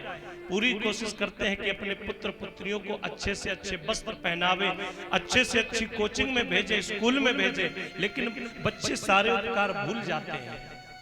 और अपने कर्तव्य छोड़कर सिर्फ स्वार्थवश धन कमाने में लग जाते हैं, तो उस धन का कोई लाभ नहीं। यदि आपके माता पिता घर पर दुखी हैं, वो धन राख के समान है, वो धन पत्थर के समान है। तो सबसे पहले अपने माता पिता को प्रसन्न करिए, परमात्मा आपसे स्वयं प्रसन्न हो जाएंगे। और वृद्धों के अनुभव को, बूढ़े बुजुर्गों के अनुभव को अपने जीवन में उतारिए, तो आपका जीवन सुंदर हो जाएगा, सफल हो जाएगा, और आप उस पद पर प्रतिष्ठित होंगे जिस पद के लिए आपको भगवान ने इस धराधाम पे भेजा है। लेकिन शर्त यही है कि युवाओं का जोश और वृद्धों का होश जब मिल जाएगा तब यह संभव होगा। तब युवा भी प्रसन्न रहेंगे और वृद्ध भी प्रसन्न रहेंगे। और वृद्धों का यदि सबसे ज्यादा कहीं सम्मान है तो वो है राजस्थान में। और यही कारण है कि राजस्थान इतना सूखाग्रस्त क्षेत्र होता है, लेकिन फिर भी सबसे ज्यादा समृद्धशाली लोग राजस्थान और गुजरात में ही है, क्योंकि यहाँ बूढ़े बुजुर्गों का अद्भुत सम्मान होता है। तो हम सभी लोगों को आज यहाँ से ये बात पकड़ के ले जानी है कि अपने माता पिता का सदैव सम्मान करना है, उनकी बात मानना है। वो आपके जीवन में कभी भी ये नहीं चाहेंगे कि आप गलत पथ पर जाएं। वो जब भी शिक्षा देंगे तो आपको अच्छे के लिए शिक्षा देंगे। तो प्रसंग की ओर चलते हैं। नारद जी कंस को समझाते हैं कि कंस, ये जोश का समय नहीं, ये होश का समय है। तो कंस कहने लगा, गुरुदेव क्या करना चाहिए? नारद जी कहने लगे, देखो हम तुम्हें एक योजना बताते हैं। तुमने अब तक एक एक करके दानवों को जैसे भेजा है वृंदावन में, तो राम और कृष्ण ने सबकी छुट्टी कर दी। ऐसे ही तुम कृष्ण और बलराम को बुला लो यहाँ पे मथुरा में, और सारे दानवों को एक साथ एकत्रित करके उन दोनों की छुट्टी कर देना। ये सुनकर ना कंस कहने लगा, वाह गुरुदेव, आपने बड़ी सुंदर युक्ति सुझाई, ये तो हमें आया ही नहीं ध्यान में। ठीक है गुरुदेव, अब ऐसा ही करेंगे। तो विचार नारद जी यहाँ से ये योजना बनाकर चले गए और भगवान के पास पहुंचे सीधे। कहने लगे, प्रभु गोविंद, आप तो जब से जन्म लिया है तब से ये रास रचाने में ही लगे हो, आनंद लेने में ही लगे हो। क्या आप भूल गए आपने किस लिए जन्म लिया था? विप्रधेनु सुर संत हित लीन मनुज अवतार। आपने धर्म की संस्थापना के लिए, परित्राणाय साधुनाम विनाशाय च दुष्कृताम, दुष्टों के विनाश के लिए और धर्म की संस्थापना के लिए आपने अवतार लिया था, लेकिन आप तो प्रेम में डूबे हुए हो। तो भगवान कहने लगे, नारद जी क्या करें? नारद जी कहने लगे, प्रभु हमने सारी योजना बना दी है, आपके पास कंस का कोई दूत आएगा, आप मथुरा चले जाना प्रेम से, और वहां पर सारे दानव आपको एक साथ मिल जाएंगे, तो सबकी एक साथ छुट्टी कर देना। भगवान कहने लगे, ठीक है नारद जी, जैसी आप कहें। ये कहकर नारद जी चले गए। यहाँ पर कंस विचार करने लगा कि कृष्ण और बलराम को मथुरा में बुलाया कैसे जाए, क्योंकि सब लोग जानते हैं कि यदि कंस ने सीधे सीधे आमंत्रण दे दिया तो वृंदावन वासी समझ जाएंगे कि कंस का इसमें कोई स्वार्थ छिपा है, क्योंकि कंस दुष्ट था। तो फिर ध्यान में आया कि हाँ, कृष्ण और बलराम के चाचा जी हैं अक्रूर, जो कंस के राज्य में ही रहते हैं, उनके सेना में सचिव का पद है उनका, तो उन्हें बुलाया। जैसे ही अक्रूर जी आए सभा में, तो कंस ने झुककर अक्रूर जी को प्रणाम किया और गृहीत्वा पाणिना पाणिम ततोरक्रूरमुवाच। अक्रूर जी के गृहीत्वा पाणिना, पाणी हाथ से हाथ मिलाया। अक्रूर जी सावधान हो गए, क्या बात है, इससे पहले से दुष्ट कंस ने आज तक मुझसे प्रेम से राम राम नहीं की, आज मुझसे हाथ से हाथ मिला रहा है। समझ गए अक्रूर जी कि ये नीच व्यक्ति यदि झुक जाए तो कोई ना कोई स्वार्थ छिपा है। और गोस्वामी तुलसीदास जी महाराज भी यही बात कहते हैं, नवनी नीच गए अति दुखदाई, नवन नीच गए अति दुखदाई, नवनी नीच गए अति दुखदाई, नवनी अति दुखदाई, जिमिलन कुश धनु रग बिलाई, जिमिलन कुश धनु रग बिलाई। गोस्वामी तुलसीदास तुलसीदास जी कहते हैं नीच व्यक्ति नवन नीच की अति दुखदाई। नीच व्यक्ति अगर आपके सामने झुक जाए तो ये मत समझ लेना कि ये सीधा हो गया, ये सुधर गया। अति दुखदाई जिमि अंकुश धनु उरग बिलाई। चार चीजों का उदाहरण दे दिया। जैसे अंकुश, धनुष जब तक सीधा रहता है तब तक उससे कोई खतरा नहीं, जैसे ही उसमें तीर लगाया जाता है और खींचा जाता है तो वो झुक जाता है, तब उससे खतरा होता है। और बिलाई, बिल्ली, बिल्ली यदि दुपक कर बैठ जाए, नीचे छुप कर बैठ जाए तो ये मत समझ लेना कि ये सीधी हो गई, अगले ही पल वो झपट्टा मारने वाली है। जब बिल्ली दुपक के बैठती है तो अगले पल झपट्टा मारती है। जिमी अंकुश, अंकुश, अंकुश होता है जिसे घोड़े को मारा जाता, पहले जमाने में अंकुश ही होता था। जब तक वो सीधा रहता था तब तक तो ठीक, जब वो झुक जाता था तब पड़ता था। ऐसे ही इन चीजों से तुलना की गोस्वामी तुलसीदास जी महाराज ने। ऐसे ही नीच व्यक्ति यदि झुक जाए तो खतरा है, सावधान हो जाओ। और ऐसे समाज में व्यक्ति होते हैं बड़े प्रेम भाव से आपके सामने आते ही झुक जाएंगे यदि बात बनानी हो। तो चाणक्य नीति में एक श्लोक आया है, परोक्षे कार्य हंतारम प्रत्यक्षम प्रियवादिनम वर्जयेत् तादृशम मित्रम विषकुंभम पयोमुखम।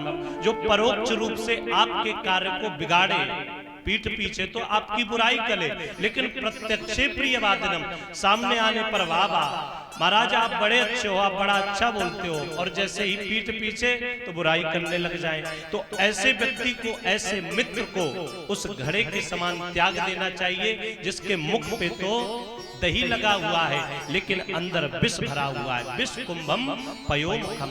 ऐसे व्यक्ति से सावधान हो जाना चाहिए। और ऐसे व्यक्ति का यदि संग कर लिया आपने तो आपका जीवन फिर नष्ट होता चला जाएगा, आप नीचे होते चले जाएंगे, गिरते हुए चले जाएंगे। संग का भी जीवन में बड़ा प्रभाव होता है। यदि आप अच्छे का संग करेंगे तो आपका जीवन अच्छा बन जाएगा, और बुरे का संग कर लेंगे तो आपका जीवन बुरा बन जाएगा। संग का इतना प्रभाव होता है। संग का तात्पर्य जिनके साथ आप उठते बैठते हैं, जो आपके मित्र हैं। कभी गुटखा पान कुछ नहीं खाते थे, शराब नहीं पीते थे, ऐसे व्यक्ति से मित्रता कर ली, कह दिया उसने अरे एक बार पी के तो देखो, अच्छी ना लगे तो कोई अगली बार से ना पीना। तो बाद में आकर एक बार पी ली, पीना प्रारंभ हो गया। लोग कहने लगते वैसे तो भैया हम नहीं पीते हैं, लेकिन कभी यार दोस्त मिल जाते हैं तो पी लेते हैं। तात्पर्य तो यही हुआ ना कि पीते हो तुम, भाई यार दोस्त का क्या मतलब है। तो संग का जीवन में बहुत बड़ा प्रभाव होता है। कहते हैं यदि गुण, जिसके पास बहुत से गुण हैं, उस व्यक्ति का कोई बिना गुण वाला दुर्गुण व्यक्ति उसका संग कर ले तो उसके गुण के प्रभाव से गलत व्यक्ति के दुर्गुण छुप जाते हैं, और उसके गुण के प्रभाव से उसके जीवन में भी गुण आ जाते हैं। हमारे ऋषि कहते हैं कि मित्र कैसे व्यक्ति को बनाना चाहिए। पापान निवारयति यो जयते हिताय, आपद्गतम च न जहाति ददाति काले, गुह्यम निगूहति गुणान प्रकटी करोति। ऐसे व्यक्ति को पापान निवारयति, जो पाप प्रवृत्ति से आपको निकाल कर, पापान निवारयति यो जयते हिताय, हित के कार्य में लगा दे। ये नहीं कि आप अच्छा कार्य कर रहे थे बुरे कार्य में लगा दिया। पापान निवारयति यो जयते हिताय, गुह्यम निगूहति गुणान प्रकटी करोति। गुह्यम निगूहति का तात्पर्य जो आपके अवगुण हैं वो छिपा जाए, और गुणान प्रकटी करोति, गुणों को प्रकट करे। और जब आप अकेले में मिले तब आपके अवगुण को बताए, सबके सामने नहीं कि सबके सामने बखानने लगे कि तुम में ये अवगुण है, ये अवगुण है। अकेले में एकांत में समझाए आपको, वो सच्चा मित्र है। और आपद्गतम च न जहाति ददाति काले, सन्मित्र लक्षण में दम प्रवदन्ति संतः। जो आपत्ति काल में आपको त्यागे ना, वो मित्र है। और गोस्वामी तुलसीदास जी महाराज कहते हैं कि धीरज धर्म मित्र अरु नारी, आपद काल परतियों चारी। धैर्य की, धीरज धर्म, धर्म की और नारी की और मित्र की, इनकी यदि परीक्षा लेना है तो धैर्य के समय में लो। यदि धैर्य के समय में ये छोड़ के चले गए तो समझ लो धोखेबाज थे।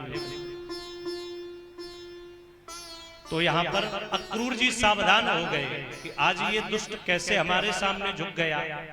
तो अक्रूर जी ने भी प्रणाम किया, कहने लगे कहिए महाराज कैसे बुलाया।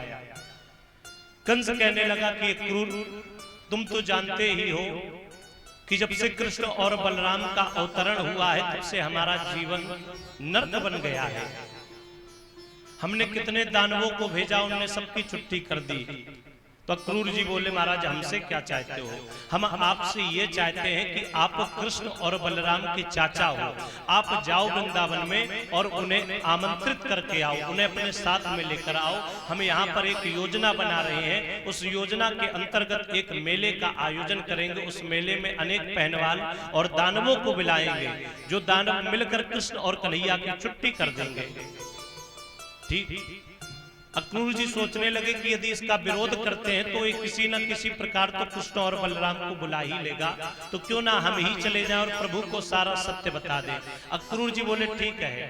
अक्रूर जी ये कहकर तैयार हो गए। कंस ने अक्रूर जी को स्वर्ण मंडित रथ दिया और कहा कि तुम इस रथ को लेकर जाओ और कृष्ण और बलराम को मेले के बहाने यहाँ लेकर आओ। तो अक्रूर जी चल दिए। रास्ते में विचार करने लगे कि हम लेने तो जा रहे हैं, लेकिन अभी कृष्ण और बलराम बड़े छोटे छोटे हैं, तो कुछ अनिष्ट हो गया तो वृंदावनवासी मुझे माफ नहीं करेंगे। और कहीं ऐसा ना हो कि हम जा तो बड़े उत्साह के साथ रहे हैं और कृष्ण और बलराम मेरी अवज्ञा कर दें, मेरी अवहेलना कर दें, ये सोचकर कि ये कंस का दूत है। लेकिन फिर अगले ही पल विचार आता है कि ऐसा नहीं है, वो तो परमपिता परमेश्वर है, उनके लिए कौन बुरा और कौन सही, उनके लिए तो सब समान है, वो तो सर्वत्र समान दृष्टि रखते हैं सब पर। ये सोचते सोचते धीरे धीरे रथ हाँकते हाँकते अक्रूर जी सायं के समय पहुंचे वृंदावन।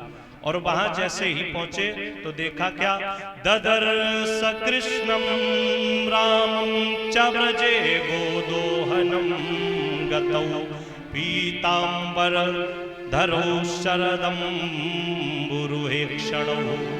कृष्ण और बलराम अपनी अपनी बाल्टियां लेकर गाय धोने के लिए जा रहे थे गौशाला की तरफ। पीतांबर और नीलांबर धारण किए थे भगवान कृष्ण, पीतांबर धारण किए थे, पीत वस्त्र पहने थे, और बलराम जी नीला वस्त्र धारण किए थे। और जैसे ही देखा अक्रूर जी को कि बाल्टियां एक तरफ रख दी और चाचा जी कहकर अक्रूर जी को प्रणाम किया और हृदय से लगा लिया। ये देखकर अक्रूर जी के आंखों में आंसू आ गए कि हम तो सोच रहे थे कि कहीं शत्रु का दूत समझकर हमारी अवहेलना न कर दे, लेकिन वारे प्रभु हमें हृदय से लगा लिया। अक्रूर जी का कृष्ण कन्हैया ने हाथ पकड़ा और पूरे वृंदावन में दौड़ लगा दी। सबको बताते देखो हमारे चाचा जी आए हैं, चाचा जी आए हैं। फिर समस्त ब्रजवासियों को विदा किया कि अब तुम सब अपने अपने घर को जाओ, हम चाचा जी को घर ले जाकर, चाचा जी थक गए होंगे ना, तो हम घर ले जाकर इनको भोजन कराते हैं और इनको शयन कराते हैं। अक्रूर जी को भगवान घर लेकर आए, लेकिन एकांत जैसे ही अक्रूर जी ने एकांत देखा और भगवान अक्रूर जी के पैर दबा रहे थे। अक्रूर जी कहने लगे प्रभु कंस ने आपको मेले के बहाने से बुलाया है और आपके लिए अनेक दानवों को वहां एकत्रित किया है आप दोनों के वध के लिए। भगवान कहने लगे चाचा जी आपने ये बात मुझे बता दी, लेकिन यशोदा मैया को और नंद बाबा को ये बात धोखे से मत बता देना। यदि आपने ये बात बता दी तो नंद बाबा मुझे किसी भी तरीके से मथुरा भेजने वाले नहीं हैं। आप बस इतना कह देना कि हम मेला दिखाने को ले जा रहे हैं, तो बाबा मान जाएंगे। अक्रूर जी बोले प्रभु आपकी जैसी इच्छा हो। अक्रूर जी ने इतनी ही बात बताई नंद बाबा को कि बाबा मथुरा में एक बड़ा मेला लगा हुआ है, तो हम कृष्ण और बलराम को मेला दिखाने ताई ले जा रहे हैं। नंद बाबा कहने लगे कि ये बात तो सब ठीक है, लेकिन ये कृष्ण बड़ा शैतान है, बड़ा उद्दंड है, कि कहीं ऐसा ना हो कि मथुरा में जाकर कुछ शैतानी कर दे, और वहां के जो राजा हैं कंस वो बड़े दुष्ट हैं, कहीं कुछ अनिष्ट ना हो जाए। तो अक्रूर जी हम भी साथ में चलेंगे, और अगर हम साथ में रहेंगे तो ये शैतानी नहीं करेगा। अक्रूर जी कहने लगे ठीक है जैसी इच्छा। तो यहां पर नंद बाबा के भवन में तैयारियां होने लगी और जैसे ही बात ग्वाल वालों को पता चली कि कन्हैया मेला देखने को जाएगा, तो सबने दौड़ लगा दी नंद भवन की ओर। दौड़ते दौड़ते आए, लाला तेरे साथ मेला देखने में तो बड़ा आनंद आएगा, हम सब भी तेरे ताई मेला देखने को चलेंगे। कन्हैया कहने लगे, अरे तब तो और भी आनंद आएगा, मित्रों के साथ और मेला, आनंद ही आनंद आ जाएगा। लेकिन जैसे ही ये बात गोपियों के कर्णों तक पहुंची कि हमारे प्राण प्यारे श्याम सुंदर हम सबको छोड़कर मथुरा जा रहे हैं, तो वो तो विकल हो गई। सायं का समय हुआ, सभी एक एक करके एक स्थान पर एकत्रित हो गई और आपस में विचार करती हैं कि सखी, क्या तुम्हें कुछ सुनने को आया? हमारे प्राण प्यारे श्याम सुंदर हम सबको छोड़कर मथुरा जा रहे हैं। तो दूसरी कहती है, हाँ सखी, मुझे भी यही सुनने को आ रहा है। तो सब आपस में बातें करती हैं कि हम उनके बिना कैसे रहेंगे, जिनके दर्शन से हमारा जीवन चल रहा है, उन प्राण प्यारे का परित्याग करने के बाद हमारी क्या दशा होगी। तो एक कहती है कि ये भगवान को ही गालियां देने लगी गोपियां। कहती हैं, ओ विधातस्तव न क्वचित दया संयोज्य मैत्रा प्रणयेन देहिना। हे विधाता, तुम तो बड़े क्रूर हो, तुम्हारे हृदय में जरा भी दया नहीं है। अरे पहले तो हमारा संयोग कराया प्राण प्यारे से, अब वियोग भी करा रहे हो। अरे आपकी चेष्टा तो उस बच्चे के समान हो गई, जैसे एक बच्चा एक खिलौने से खेलता है और खेलने के बाद अगले ही पल उस खिलौने को तोड़ देता है। ऐसे ही पहले तो हमारा हृदय से मिलन कराया और अब हमारे हृदय को तोड़ रहे हो। विधाता को गालियां देने लगी। तो दूसरी कहती है कि बहन, हमने विधाता को तो नहीं देखा, लेकिन हम एक बात जानते हैं कि अगर ये अक्रूर ना आता तो हमारे प्राण प्यारे श्याम सुंदर हमको छोड़कर नहीं जाते। तो कहने लगी, अक्रूरस्तम क्रूरम साख्यास्मा। हे अक्रूर, तेरा ये नाम अक्रूर रखा किसने? तू तो महाक्रूर है, जो हमारे प्राण प्यारे को, हमारे प्रभु को हमसे अलग कर रहा है। और विकल होकर अनेक प्रकार से भगवान को पुकारने लगी। मथुरा को कन्हैया जाते हैं हम, सबका सहारा छूट गया। मथुरा को कन्हैया जाते सबका सहारा छूट गया। उसका को कन्हैया जाते हैं हम, सबका सहारा छूट गया। उस कंस के अत्याचारों से ब्रज मंडल सारा टूट गया। उस कंस के अत्याचारों से दुख मंडल सारा छूट गया। मथुरा को कन्हैया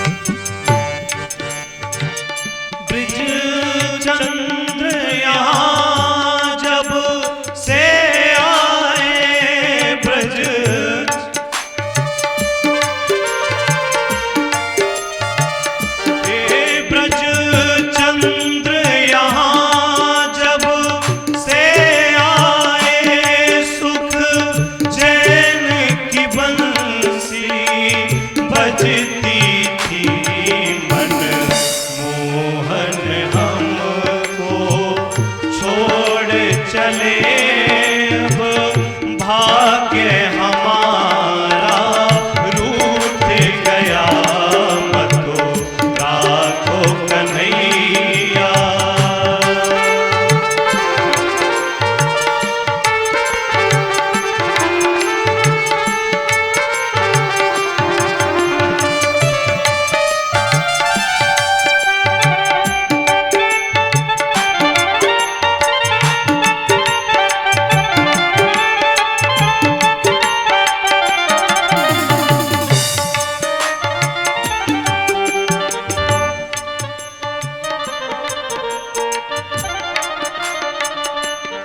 नट नागर कृष्ण कन्हैया ने, नट नागर कृष्ण कन्हैया ने, ब्रज की विपदाएं टारी थी, वह काली अनाग नथैया प्रिया घन श्याम हमारा छूट गया, मत राखो कन्हैया।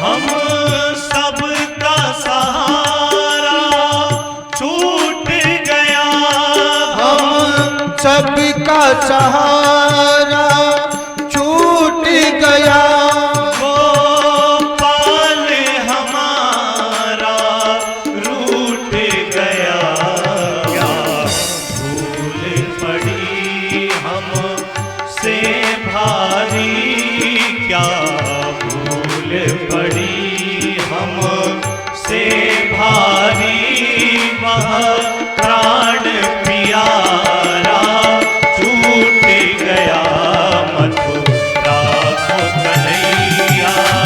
जाते हैं हम सबका सहारा छूट गया, मत राखो कन्हैया। जाते हैं हम सबका सहारा छूट गया, राखो कन्हैया। जाते हैं हम सबका सहारा छूट गया।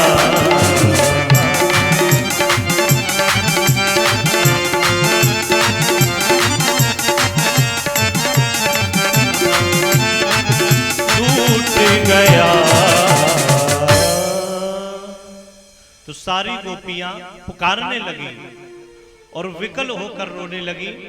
एक स्वर में सब कहने लगी कि हम कल कृष्ण कन्हैया को अपने से दूर होने नहीं देंगे, हम रथ के सामने लेट जाएंगे पर कन्हैया को कहीं नहीं जाने देंगे।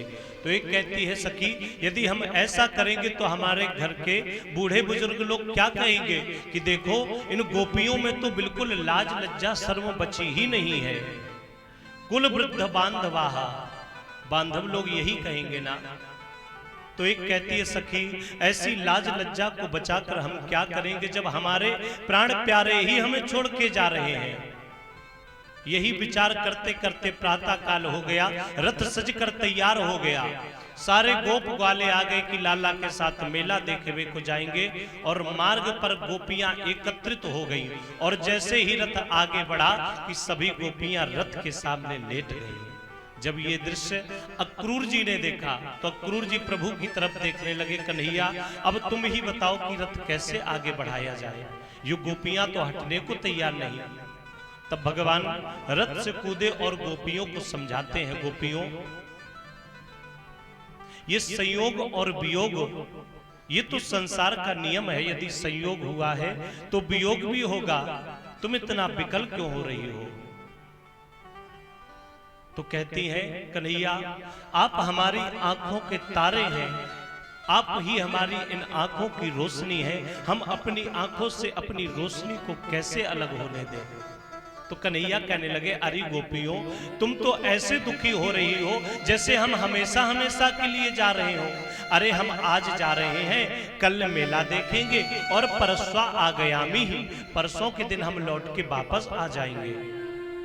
लेकिन गोपियां ये बात जानती हैं, क्योंकि गोपियों का और भगवान का हृदय एक है, राधा और कृष्ण अलग अलग नहीं है, एक ही है। उनका हृदय जानता है कि प्रभु आश्वासन अवश्य दे रहे हैं, वचन अवश्य दे रहे हैं, लेकिन अब ये कभी लौटकर वापस नहीं आएंगे। गोपियां कहती हैं प्रभु आपसे विनती है कि आप मत जाइए।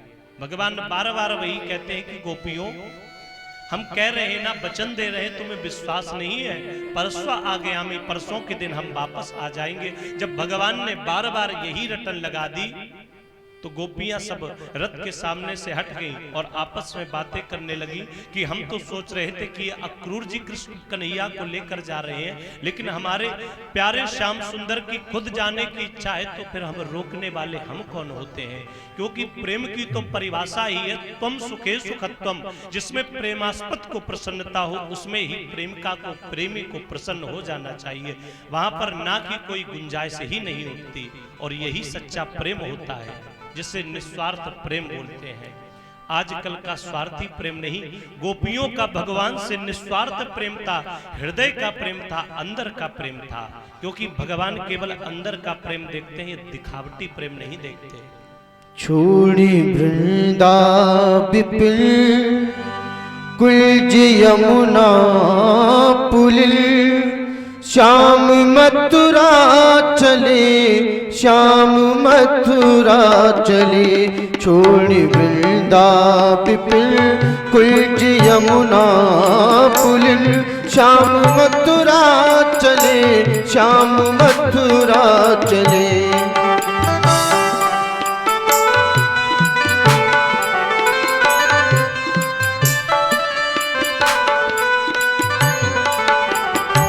माता यशोदा पिता नंद व्याकुल भये,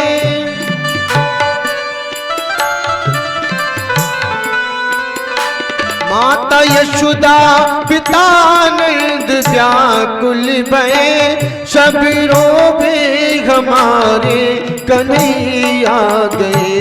छोड़ सबसे लगन प्राण जीवन हरण, श्याम मथुरा चले, श्याम मथुरा चले। छोड़ गंगा विपिन कुलज यमुना पुलिन, श्याम मथुरा चले, श्याम मथुरा चले।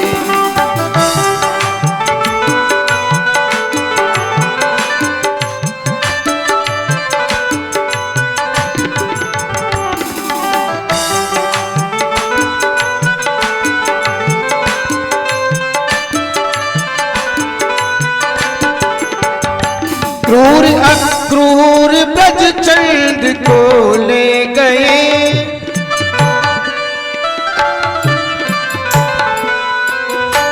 क्रूर अक्रूर ब्रज चंद को ले गए।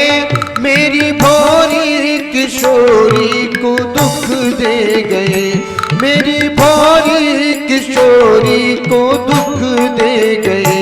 अब करे का जतन जो मिले नल नदन, श्याम मथुरा चले, श्याम मथुरा चले।